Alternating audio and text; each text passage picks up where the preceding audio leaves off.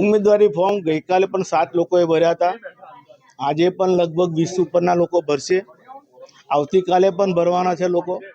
એટલે 13 સીટો હોય અને જેની ઈચ્છા હોય, જે ક્રાઇટેરિયામાં આવતા હોય એ બધા જ લોકો ફોર્મ ભરતા હોય. પરંતુ મેન્ડેટની પ્રક્રિયા આજે સાંજે છે. આવનાર સમયમાં ભારતીય જનતા પાર્ટીથી જે કંઈક મેન્ડેટ આવશે એમાં અમારા જેવા કાર્યકરો જે વર્ષોથી ભારતીય જનતા પાર્ટીમાં સંગઠનમાં કામ કર્યું છે, પાર્ટીએ પણ 2 વખત ધારાસભ્યની ટિકિટ આપી હોય ત્યારે પાર્ટી અમારા જેવા સનિષ્ઠ કાર્યકરો સંગઠનને આગળ રાખીને સંગઠન જે કહેશે એમ કરીશું. આજે મેન્ડેટ વગર તમે ફોર્મ ભર્યું છે તો કઈ પાર્ટી પરથી તમે ભર્યું કે અપક્ષમાંથી ભર્યું છે? શું છે પાર્ટી તમને અમે મેન્ડેટ ભારતીય જનતા પાર્ટીના પાયાના કાર્યકર છે. 1994 થી યુવા મોરચાથી કાર્યકર તરીકે કામ કરતા કરતા જિલ્લાની અંદર 5 ટર્મ કામ કર્યું છે.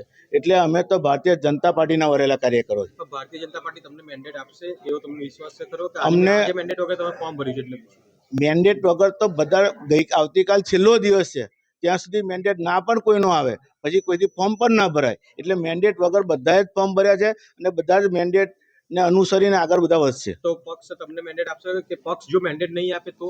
પક્ષ મને મેન્ડેટ આપશે એવો પૂરેપૂરો મને વિશ્વાસ છે. અને જો પક્ષ મેન્ડેટ નહીં આપે પત્ર રાખશો? હા, અમે પાર્ટીના કાર્યકરો છે એટલે પાર્ટી જે કહેશે કરશું.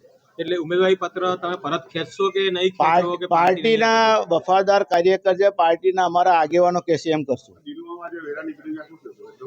દિનુ મામાને એમને પૂછવું પડે કે કેમ ગયા. મને પૂછશો તો એનો શું ફાયદો? એ પણ પાર્ટીના છે. પાર્ટી એમને મેન્ડેટ આપશે કે કેમ ગયા છે વહેલા, એ તમને કઈ ખ્યાલ છે? એ પાર્ટીના મૂડી મંડળ વાળાને ખબર પડે ને. એ જે ગયા છે એમના કામથી ગયા છે અને કોઈને બી કામ હોય તો જઈ શકતા હોય છે.